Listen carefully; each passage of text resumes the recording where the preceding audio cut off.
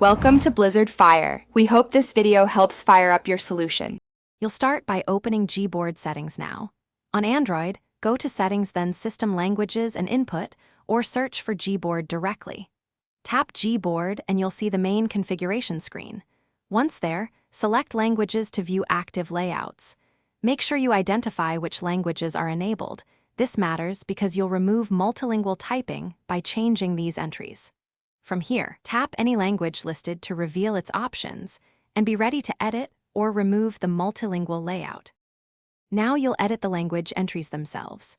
Tap a language that currently uses a combined layout, for example English plus another language.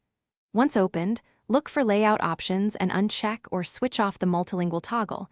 If a combined layout is selected, choose a single language layout instead. If removal is required, tap Edit or the trash icon and confirm deletion.